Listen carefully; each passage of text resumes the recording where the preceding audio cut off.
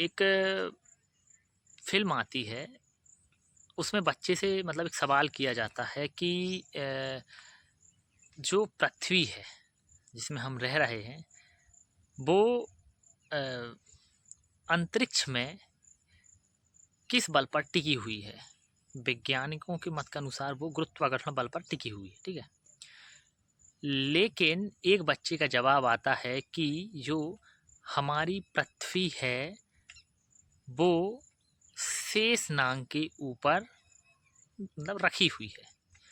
जो पौराणिक कथाएं हैं उनके अनुसार जो पृथ्वी है वो शेषनाग के ऊपर रखी हुई है। उस बच्चे का ये जवाब रहता है। और बच्चे का जब ये जवाब रहता है तो वहाँ पर जो सारे विद्यार्थी स्टूडेंट है वो उसके ऊपर हंसने लगते हैं। बच्चा घर आता है, गुस्सा हो जाता है, माँ से बोलता है कि जो टीचर हैं वो सटे आ गए हैं, क्योंकि हमको तो पता है कि जो पृथ्वी है वो शेषनाग के ऊपर टिकी हुई है। बच्चा नाराज हो जाता है। तो सवाल ये भी है, क्या सच में जो पृथ्वी है वो शेषनाग के ऊपर टिकी हुई है? क्योंकि जब भी स्पेस एजेंसियों द्वारा देखा जाता है तो वहाँ पर अनगिनत तारे, हमारा सूर्य और अन्य ग्रह और पृथ्वी ये नज़र आते हैं, पर कोई भी शेषनाग नज़र नहीं आता वैज्ञानिकों के मत से। पर यदि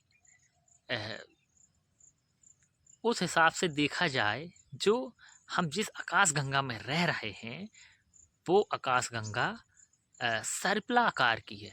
मतलब वो आकाशगंगा सर्प के समान है।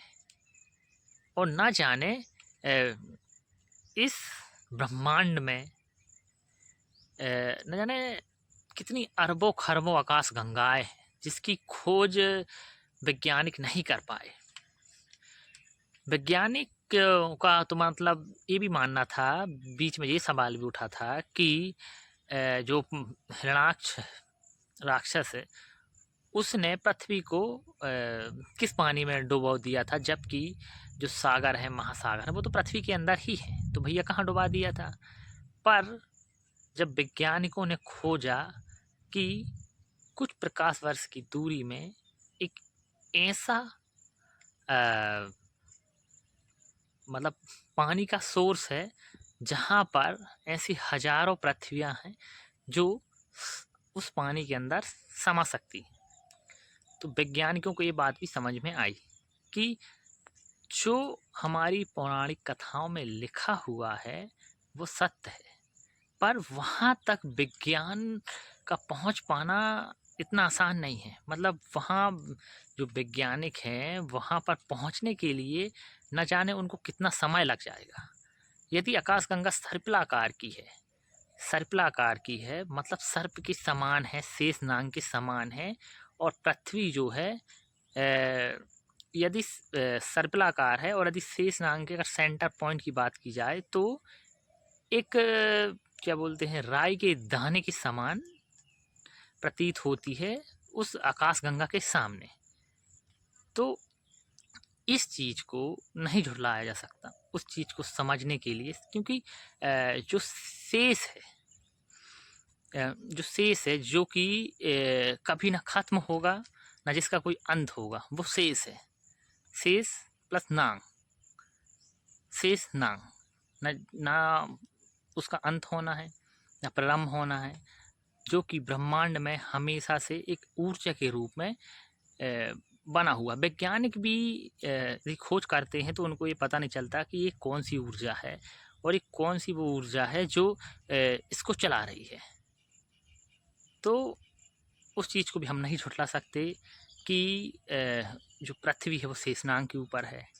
ऐसा भी हो सकता है कि पृथ्वी ना पूरा ब्रह्मांड है, जो अनंत गैलेक्सियाँ हैं, इतनी सारी जो अरबों खरबों गैलेक्सियाँ हैं वो ही शेषनाग के ऊपर हों। क्योंकि वैज्ञानिक तो अभी एक क्या बोलते हैं ना, चींटी के टांग या पैर बोलते हैं, वो तक खोज नहीं कर पाए हैं। वैज्ञानिक जीवन भर खोज करेंगे तो भी खोज नहीं कर पाएंगे, क्योंकि एकमात्र जो हमारा सनातन धर्म है वो सीधे सीधे विज्ञान को चुनौती देता है, क्योंकि पूरा वैज्ञानिक तरीके का हमारा सनातन धर्म है। हमारे जो ऋषि मुनि थे वो महान वैज्ञानिक थे।